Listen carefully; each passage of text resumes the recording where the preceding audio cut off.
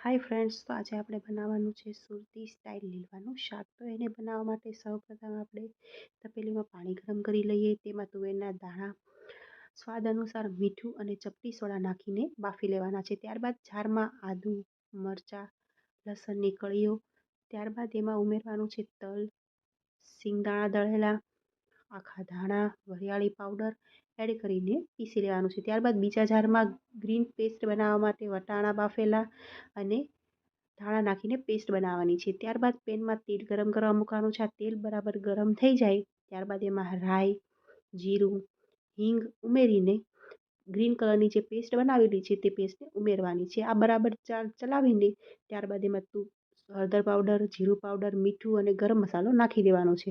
ત્યારબાદ એમાં તુવેરના દાણા એડ કરીને બરાબર ચલાવવાનું છે. જરૂર પૂરતું પાણીનો યુઝ કરવાનો છે અને આપણું લીલવાનું શાક બરાબર ગરમા ગરમ બનીને તૈયાર છે અને સર્વ કરવું.